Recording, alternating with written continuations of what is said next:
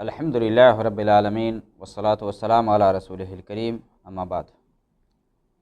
نیکیوں میں آدمی کو آگے بڑھانا چاہیے، اچھے کام میں سبقت کرنا چاہیے، اور جو آدمی جتنا عمل کر لے جاتا ہے اس دنیا کے اندر اتنا ہی اس کے لیے بہتر ہے، کیونکہ جتنے ہم قریب قیامت سے ہو رہے ہیں نا اتنے ہی شر و فساد رونما ہو رہے ہیں، یہاں تک کہ ایک وقت آئے گا کہ اللہ کا نام لینے والا بھی کوئی نہیں رہے گا۔ اس لیے ہمیں چاہیے کہ نیک عمل میں آگے بڑھے، سبقت کرے، اعمال صالحہ انجام دینے میں ہم آگے بھاگے۔ قرآن میں اللہ رب العالمین فرماتا ہے وَسَارِعُوا إِلَىٰ مَغْفِرَةٍ مِّن رَّبِّكُمْ وَجَنَّةٍ عَرْضُهَا السَّمَاوَاتُ وَالْأَرْضُ أُعِدَّتْ لِلْمُتَّقِينَ کہ اپنے رب کی بخشش اور مغفرت کی طرف دوڑو، چلو۔ وَسَارِعُوا إِلَىٰ مَغْفِرَةٍ مِّن رَّبِّكُمْ وَجَنَّةٍ عَرْضُهَا السَّمَاوَاتُ وَالْأَرْضُ، اور اس جنت کی طرف چلو کہ جس کی چوڑائی آسمان و زمین کے برابر ہے۔ اعدت للمتقین، جو متقیوں کے لیے تیار کی گئی ہے۔ یہ جنت کہ جو نیکوکار کا ٹھکانہ ہے، جہاں نیک لوگ جائیں گے، اور جنت کے اندر ہر وہ کچھ ہے جو ایک بندہ چاہے گا، ایک جنتی چاہے گا۔ نبی صلی اللہ علیہ وسلم کی حدیث ہے، حدیث قدسی ہے، جس میں اللہ رب العالمین نے فرمایا اعددت لعبادی الصالحین کہ میں اپنے نیک بندوں کے لیے وہ کچھ تیار کر رکھا ہے ما لا عین رات، کہ جسے نہ تو کسی آنکھ نے دیکھا ہے ولا اذن سمعت، اور نہ کسی کان نے سنا ہے، ولا خطر علی قلب بشر، اور کسی کے دل میں وہم و گمان بھی نہیں ہوا ہے کہ جنت کے اندر یہ سب کچھ ہے۔ قرآن میں اللہ تعالیٰ فرماتا ہے فلا تعلم نفس ما اخفی لهم من قرۃ اعین جزاء بما كانوا يعملون، کہ کوئی بھی نفس یہ نہیں جانتا کہ اس کی آنکھوں کا ٹھنڈک کیا کچھ اللہ رب العالمین تیار کر رکھا ہے جنت میں، کس چیز کے بدلے؟ بما كانوا يعملون، جو دنیا میں وہ عمل کرتے تھے اس کے بدلے۔ تو جو اچھے اعمال انجام دیتے ہیں، اچھے کام کرتے ہیں، تو اس کے لیے ہمیشہ ہمیش کی زندگی ہے، اور ہمیشہ ہمیش کی جو جگہ ہے وہ جنت کی زندگی ہے، جہاں عیش و عشرت، آرام اور ہر طرح کی سہولیات ان کو فراہم کی جائیں گی۔ نبی صلی اللہ علیہ وسلم کی حدیث صحیح مسلم میں ابو ہریرہ روایت کرتے ہیں، نبی صلی اللہ علیہ وسلم نے فرمایا، قرآن میں دوسری آیت میں بھی اللہ رب العالمین نے فرمایا ہے کہ فاستبقوا الخیرات، کہ نیکی میں آگے بڑھو، اچھے کام کرنے میں آگے بڑھو۔ تو نبی صلی اللہ علیہ وسلم کی حدیث جس میں ابو ہریرہ روایت کرتے ہیں کہ آپ صلی اللہ علیہ وسلم نے فرمایا بادروا بالاعمال فتنا كقطع اللیل المظلم یصبح الرجل مؤمنا ویمسی کافرا او یمسی مؤمنا ویصبح کافرا یبیع دینہ بعرض من الدنیا، کہ نیک اعمال کرنے میں جلدی کرو، بادروا بالاعمال فتنا، فتنے رونما ہونے سے پہلے۔ کیسے فتنے رونما ہوں گے؟ آپ صلی اللہ علیہ وسلم نے فرمایا کقطع اللیل المظلم، تاریک رات کے حصوں کی طرح سے یہ فتنے رونما ہونے والے ہیں، چھا جانے والے ہیں یہ فتنے۔ آپ صلی اللہ علیہ وسلم نے فرمایا کہ ایک شخص صبح کو مومن ہوگا اور شام میں کافر ہو جائے گا، یا شام میں مومن ہوگا، صبح کو کافر ہو جائے گا۔ یبیع دینہ بعرض من الدنیا، اپنا دین دنیا کے بدلے بیچے گا، معمولی سامان کے بدلے اپنا دین، اپنا ایمان سب کچھ بیچ ڈالے گا۔ اور ابھی کے دور میں یہ سب چیزیں ہمارے مشاہدے میں ہیں، یہ سب ساری چیزیں ہم دیکھتے ہیں کہ ایک آدمی اپنے آپ کو اسلام کا دعویٰ کرتا ہے، جھوٹی قسم کھا کر کے، پیسہ لے کر کے جھوٹی گواہی دیتا ہے، اسی طرح سے اپنا دین بیچ رہا ہے۔ کس طرح سے؟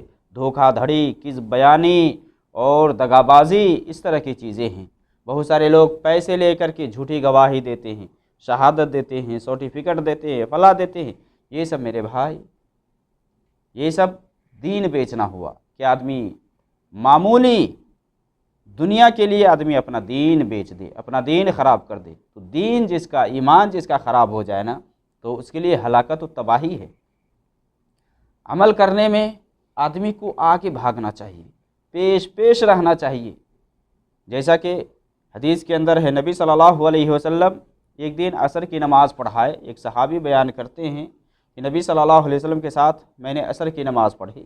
نبی صلی اللہ علیہ وسلم نماز سے فارغ ہونے کے بعد تیزی میں کھڑے ہوئے اور لوگوں کے کاندھے پھلانگتے ہوئے آپ باہر گئے، پھر اپنی بیویوں کے کسی حجرے میں گئے اور پھر وہاں سے واپس آئے۔ نبی صلی اللہ علیہ وسلم جب تیزی میں وہاں سے نکلے، کھڑے ہوئے، تو صحابہ کو بہت تعجب ہوا۔ نبی صلی اللہ علیہ وسلم جب واپس آئے تو صحابہ چونکہ تعجب میں پڑے ہوئے تھے، تو آپ صلی اللہ علیہ وسلم نے یہ کہا کہ میں نماز سے فارغ ہوا اور تیزی سے یہاں سے نکلا، تم لوگوں کو تعجب ہوا، وجہ یہ تھی کہ میں اپنے بعد گھر میں سونا یا چاندی کی ایک ڈلی چھوڑ کر کے آیا تھا، اور میں یہ نہیں چاہتا تھا کہ یہ مجھے اللہ کی یاد سے بھلا دے یا کسی اور طرف مشغول کر دے، لہذا میں گیا اور اس کو صدقہ کرنے کے لیے کہا۔ دیکھیں نبی صلی اللہ علیہ وسلم کس طرح سے نیکی میں آگے بڑھنے والے تھے اور کس طرح سے سبقت کرنے والے تھے۔ ایک صحابی احد کے دن نبی صلی اللہ علیہ وسلم کے پاس آتے ہیں اور کہتے ہیں کہ نبی صلی اللہ علیہ وسلم، اگر میں شہید ہو گیا تو میں کہاں جاؤں گا، میں کہاں رہوں گا؟ تو آپ صلی اللہ علیہ وسلم نے فرمایا فی الجنہ، جنت میں۔ تو اس صحابی کے ہاتھ میں کچھ کھجوریں تھیں، اس نے اس کھجوروں کو پھینک دی، اور پھینکنے کے بعد وہ گئے اور پھر جہاد کی بہادری سے لڑے اور پھر شہید کر دیے گئے۔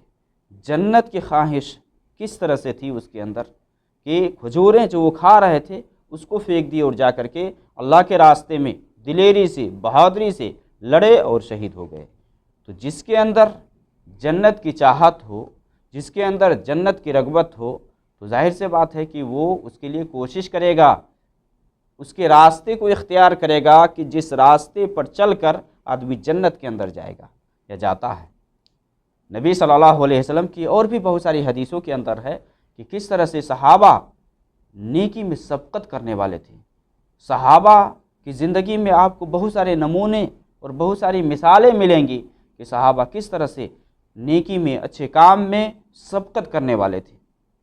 صحیح مسلم میں ابو ہریرہ رضی اللہ تعالیٰ عنہ کی حدیث ہے کہ ایک دن نبی صلی اللہ علیہ وسلم نے پوچھا، من اصبح منکم اليوم صائما، کہ کون تم میں سے آج روزہ سے ہے، کون روزہ رکھا ہے؟ تو ابو بکر نے کہا کہ میں۔ پھر آپ صلی اللہ علیہ وسلم نے کہا کہ کس نے آج تم میں سے جنازے کے پیچھے چلا ہے، اتباع جنازہ کیا ہے؟ تو ابو بکر نے کہا میں۔ پھر آپ صلی اللہ علیہ وسلم نے کہا کہ کون تم میں سے آج مسکین کو کھانا کھلایا ہے؟ تو ابو بکر نے کہا کہ میں۔ پھر آپ صلی اللہ علیہ وسلم نے پوچھا کہ کس نے آج تم میں سے بیمار کی تیمارداری کی ہے، یعنی عیادت کے لیے گیا ہے؟ تو ابو بکر نے کہا کہ میں۔ نبی صلی اللہ علیہ وسلم نے کہا کہ یہ ساری چیزیں جس کسی شخص کے اندر آ جائے تو وہ جنت کے اندر جائے گا۔ ابو بکر کو دیکھیں، روزہ دار بھی تھے اور جنازے کے ساتھ بھی گئے تھے، بیمار کی تیمارداری کے لیے بھی گئے تھے، اور مسکینوں کو کھانا بھی کھلائے تھے۔ مسکینوں کو کھانا کھلانا یہ بھی اعمال صالحہ میں سے ہے۔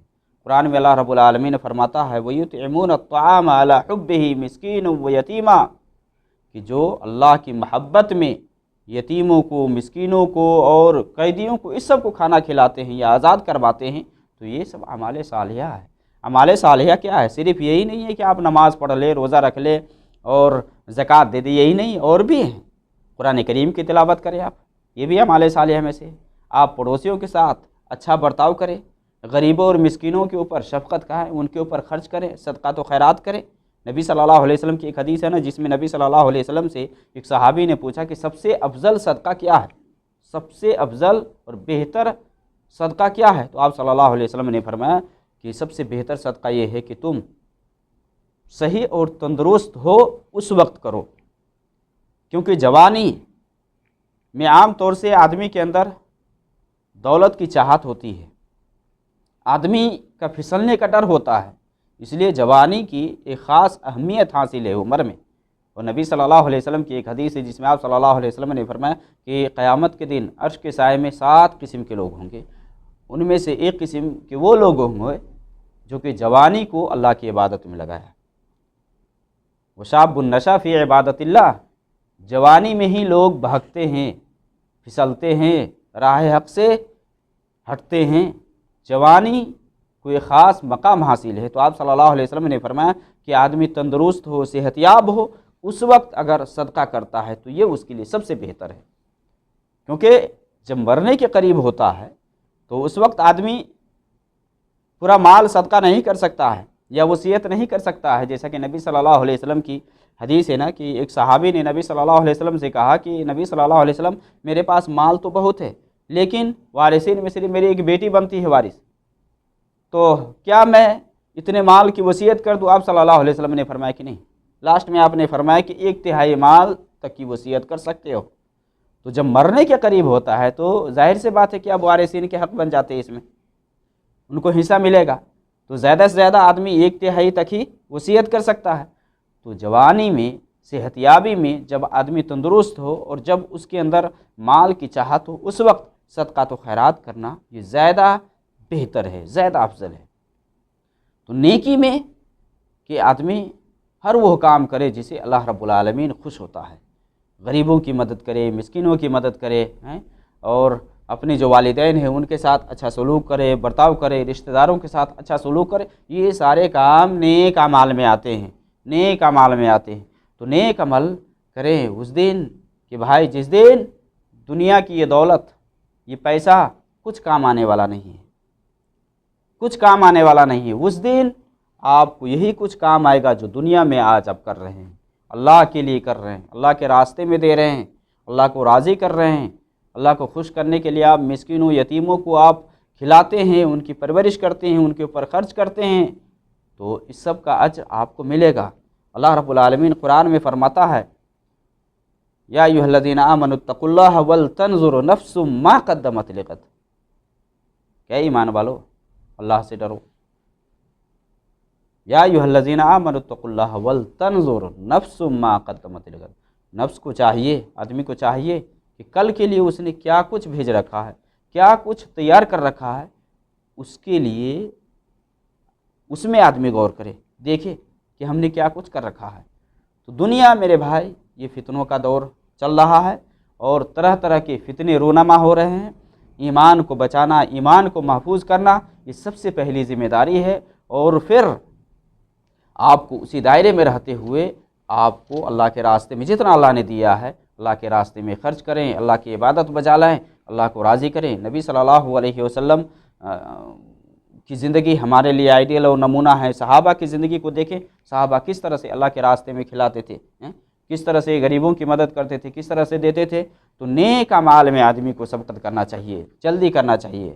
حضرت انس رضی اللہ تعالیٰ عنہ سے پوچھا گیا کہ حجاج بن یوسف کے جو شر اور فساد تھے نا اس کے بارے میں، تو اس نے کہا کہ میرے بھائی اس کے بعد جو دور آنے والا ہے یہ اس سے کہیں زیادہ خطرناک ہے، اس سے کہیں زیادہ خطرناک ہوگا۔ یعنی جتنا آدمی قیامت سے قریب ہوگا نا اسی حساب سے فتنے رونما ہوں گے، شر و فساد آئیں گے۔ تو وہاں آدمی کو چاہیے کہ اپنے ایمان پر جمع رہے اور اپنے ایمان کو مضبوطی سے تھاما رہے، ایمان کو ضائع نہ ہونے دے۔ ایمان پر اگر خاتمہ کرتا ہے یا ایمان پر اگر انتقال کرتا ہے تو ایسے شخص کے لیے آخرت میں کامیابی ہے۔